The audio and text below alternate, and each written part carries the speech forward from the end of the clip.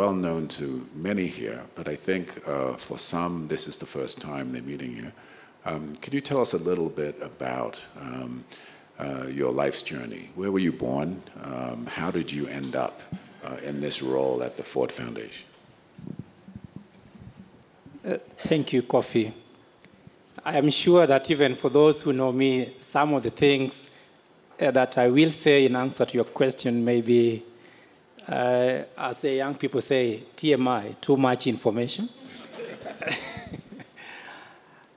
I was actually born in Uganda to my Kenyan parents who were then working in Uganda as part of the East African community. So they were living there, but they were Kenyans. And I only stayed in Uganda for the first 6 months from my birth. And then they came back because then President Idi Amin had started a number of things that caused a lot of people to move back to their respective countries. So I moved back to a small rural village in the western part of this country where I walked to school bare feet. And after some time, did manage to achieve some level of education. So I could say that I am a village boy saved by education and brought to the city. As a matter of fact, at some point in my life, I wanted to be a priest, a Catholic priest. And so I enrolled into a minor seminary, which was like a high school. And then when I was in Form 3, we were not happy about some service that we are not providing. Our teacher of English, Mr. Benasio Pus, was a Ugandan national. And was a beloved of the students. And at some point, we realized that because he had an issue with one of his fellow teachers, Mr. Ogola, who was our science teacher, we respected them both, but they stopped Mr. Opus from teaching us. And for 2 weeks, we were not being taught English. We requested to have audience with the director, that is the principal of the seminary. And he came and he promised us that something would work out, but he also warned us that it was not in our place to ask certain things. After 1 week, we thought we weren't getting any answer, so after 3 weeks, we decided to take some action into our hands. The seminary is owned by the bishop, so we decided to go and have audience with the bishop. Obviously, the bishop didn't know we were going to have audience with him. The bishop's residence was about 12 kilometers away from the seminary. We couldn't guarantee that every student had fare. And in any event, we wouldn't guarantee that about 40 of us, which was the size of our class, would fit in one single bus that morning to the residence. So we walked the 12 kilometers. And for us to reach in good time, that meant that we had to leave very early. And clearly, we couldn't leave through the gate. So, but left we did, and we reached there. To cut a long story short, we were initially indefinitely suspended. 36 of us, out of the 40 in the class, one was a head boy, so we didn't involve him. One was sick, we didn't involve him. One had been sent out because of school fees, so he wasn't there. One grew cold feet along the way and came back. So 36 of us were indefinitely suspended initially. And then that was July. Then in August, our parents were asked to go. And my dad went. And I think he was given a story about what I was supposed to have done. And he came back extremely furious. This strongly Catholic man who believes that the priest who told him this story could not lie. So he was very furious with me. And he was telling us this story. And the only time I ever had my parents disagree in public. So my mom listened as I listened. And my mom says, I doubt I don't doubt that what you describe may have happened. The only thing that I know is the person you describe is not my son. And so that vindication, I think somebody to stand for you and kind of say you are not what people think was very, very strong. But anyhow, we got expelled, yeah, ultimately.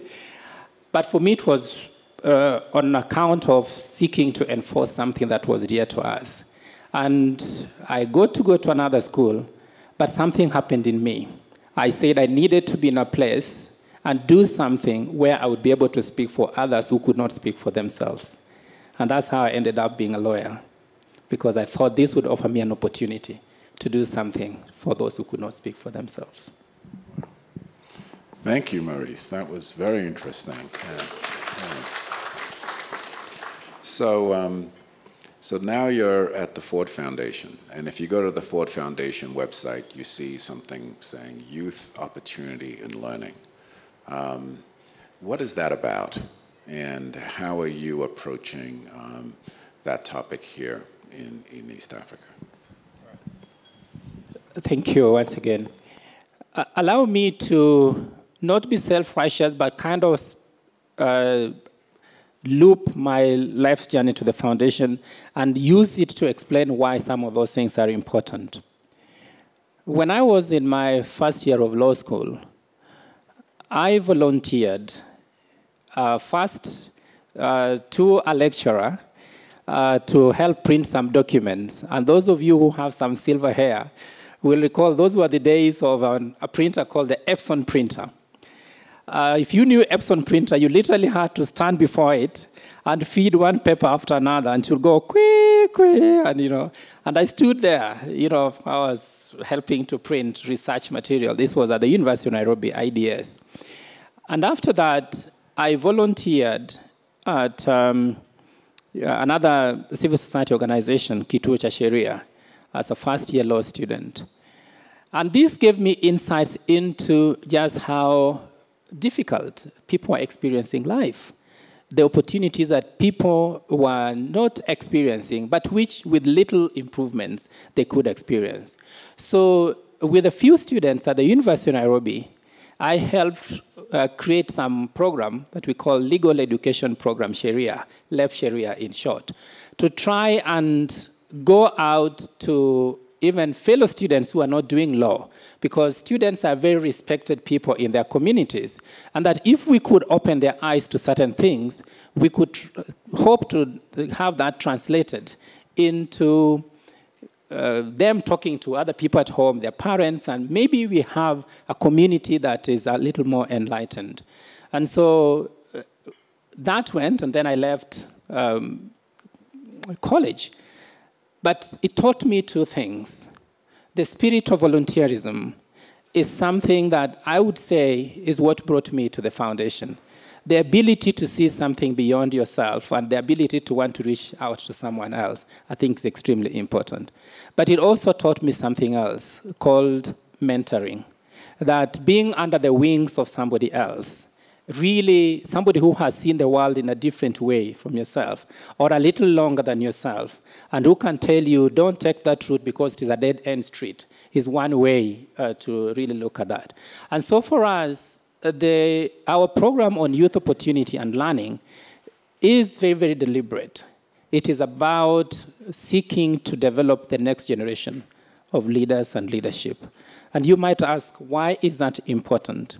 If you look at East Africa right now, it is a very, very young region. Indeed, Africa itself is very young, but is young against the backdrop of some very old ideas.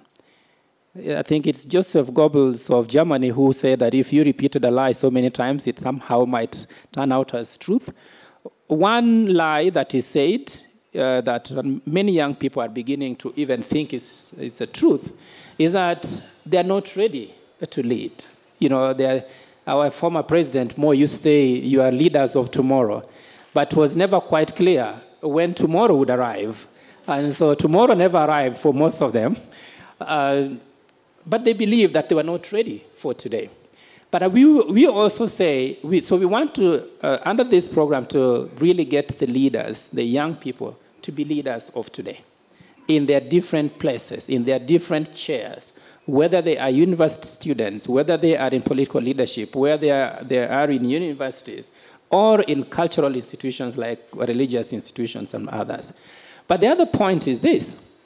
Even if it is true that young people are leaders of tomorrow, tomorrow must not just happen upon them and find them not ready. We must be able to help them to be ready for the opportunities of tomorrow. And so our program under Youth Opportunity and Learning is essentially to do that, to help young people to be leaders, to help the countries in the region to realize the potential of young people, because demographically it is the largest.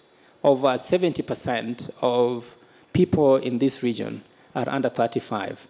That is where you have your leadership, but that is also where you have your followership. That is where you have your new reach. That is where you have the people who are doing the things that need to be done.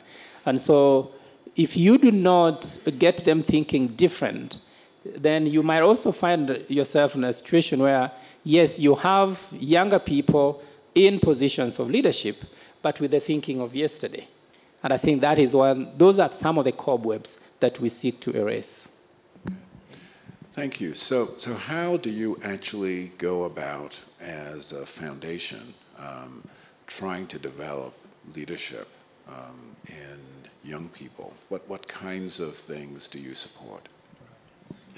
So one of them is, as you saw, the IFP program, which was a scholarship program that was meant to educate people. But as you saw, the idea was not just so much education, but to try and get them to access certain skills that they didn't have. But ultimately, the test in its success was that they came back and were of service to their communities. And so one way in which we are seeking to do that is to also learn from IFP. And one of the reasons we are convening these fellows tomorrow is also to see what lessons do we harvest from that program that could be helpful for how we program going forward. But certainly, scholarships and fellowships is one very good way of doing that. The other way we have found it is supporting institutions that are incubating young leaders, such as Akili Dada, which is a girl-child incubation kind of institution, where you also look at the most marginalized sectors of society, and you see how you want to lift them up. And women, despite so much effort and so many years of progress, still have some further distance to travel compared to the men. And so we also seek to do that. The other way we are doing it is to look at where are the other leaders, and they're leaders in civil society, for example. And so we create a program where we support young and upcoming civil society leaders to be better able of running those institutions. And we come from this simple logic, Kofi. In the past, donors like ourselves asked, how strong is an institution? And by that they meant, how much money did they have? How was the board like? Did they report effectively?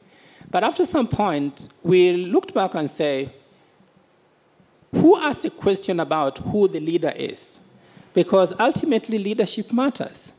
If, for example, let's use a female, if an institution is headed by a female, and Maurice needs a proposal by end of tomorrow, but end of tomorrow, she has a date with her husband or her boyfriend, she cancels that date because ultimately she says, I must meet the deadline for the proposal, right? Then, so the date is canceled, and probably it is the third time the date is being canceled. So she goes home to a very unhappy husband. They spend some time exchanging about whether that proposal is more important than me, than the family and all that.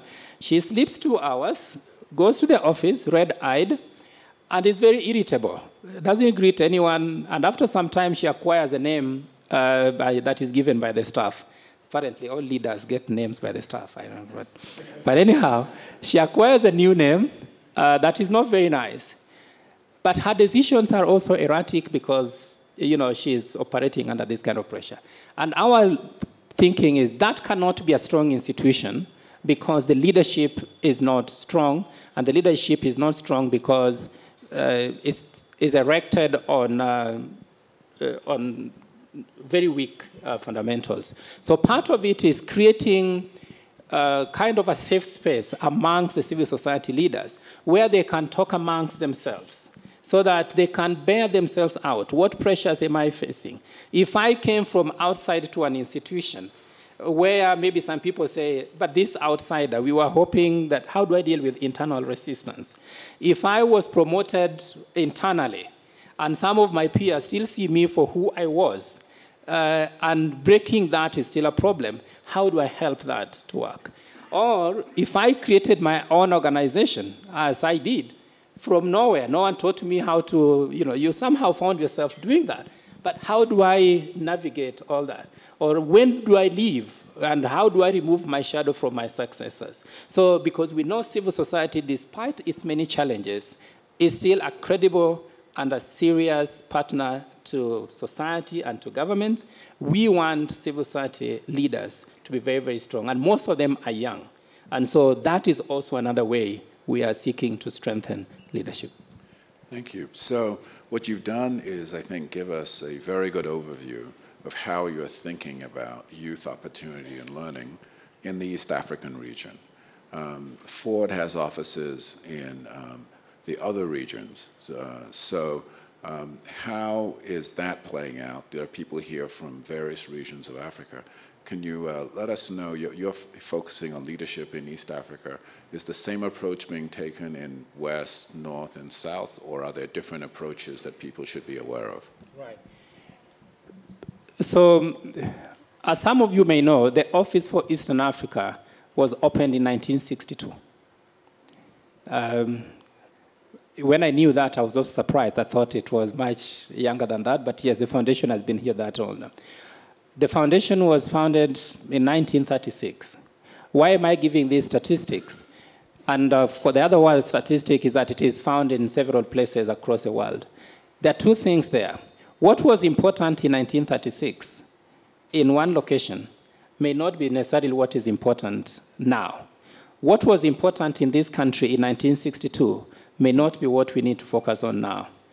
So the context must define the choices that the foundation makes in terms of its investments.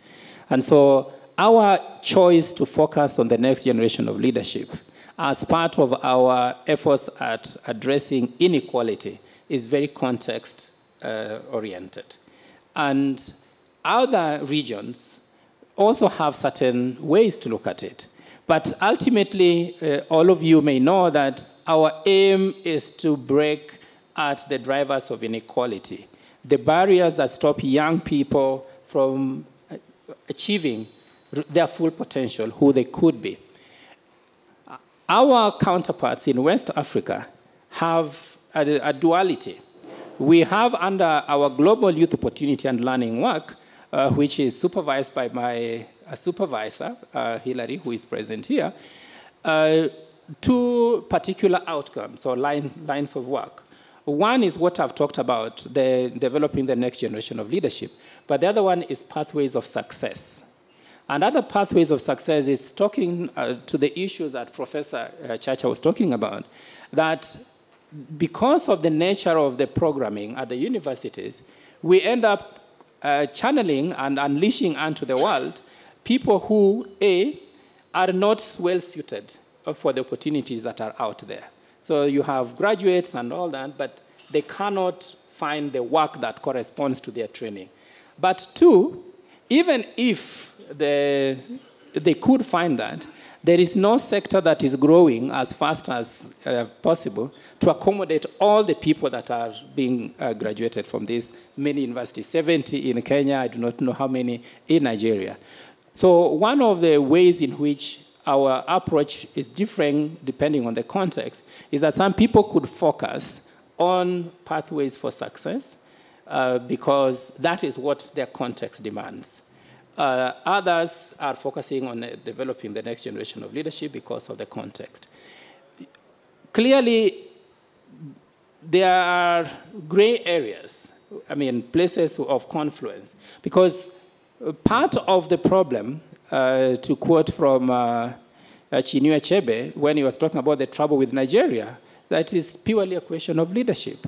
But that is that leadership that actually also leads to these challenges with job opportunities, with opportunities for the people to be their employers or employ others and stuff like that. So of course, others will argue that a hungry person is very, very difficult to be a leader because their self-esteem has suffered. They don't have the confidence they need to be a leader and all that. So it's really a question of definition and context, but ultimately across all our 11 global offices in Asia, Latin America, America itself, Middle East, and Northern Africa, it's about looking at what meets the needs of the moment. I know, for example, in the US, one of the concerns they have is not even the tail end of it, but what you could call push out. You know, how the programming can be done such that a number of people are dropping off, a number of students, whether of color or of Hispanics or anything, are dropping from that kind of system. In a sense, I can give you an example in Kenya where most of us in the middle class take our children, and most of us, if we are all here, we are all guilty of this, take our children to private schools. Why do we take them to private schools? Because the public education system is so badly treated that it does not give you the quality that you want, but at the primary level. But at the secondary level, the schools are still the best. So we take them through the private schooling system so that they can jump those who are in the public primary system and go to the best secondary school system. We push out all the rest across the way. So if we can begin to talk about those things as well, then we are beginning to create a society that is a lot more equal. Okay, thank you. So I think the last question I wanted to ask you really has to do with opportunities for collaboration. Ford, for a foundation, makes quite large investments in these programs in Africa, but the resources that are needed are far outstrip what any one institution can bring about. How do you think about that, and how do some of your colleagues think about that, and where are some of the opportunities that you see where you'd love to have some discussions about how through collaboration, through some innovation, we can try to leverage the limited resources that we have? Thankfully, we live in the age of abundance. And abundance in many ways, abundance of skills, abundance of people, and in some ways abundance of money, and it is not in few hands. A few years ago, talking about the development sector, you had Ford Foundation, you had Rockefeller, you had a few like that. But if you look at it, within each country, domestic philanthropy has grown. And that is an opportunity for more people to collaborate with. You know, I was sitting next to my friend Beth there, you know, from Equity Foundation, who are doing a fantastic job about the Equity Wings to Fly program, together with MasterCard that Ivy represents. And I know that between the three of us, you know, Hillary, Dr. James Mwangi, and the head of MasterCard, they've had a conversation about what are the ways for collaboration. So yes, there are opportunities and indeed serious discussions for that. But I also want us to think that there's a lot more that philanthropy brings than just money. Money is good, but philanthropy brings credibility. It brings credibility that has with it convening power, and that some of these ideas, and Professor Chacha will remember this conversation we were having some time back about how I was reporting to him a conversation I had with Dr. James Mwangi of Equity Foundation, how we begin to shift the country's mentality away from certification. Because it is this certification that is causing corruption, where students pay their lecturers to write for them their exams, and they get certificates and all this kind of stuff because they want marks. This is what is also leading for this issue of sex for marks, because people want A's and all this kind of stuff. So part of the collaboration, we talked about combining the power of two powerful brands to begin to shift that. So there is opportunity for that.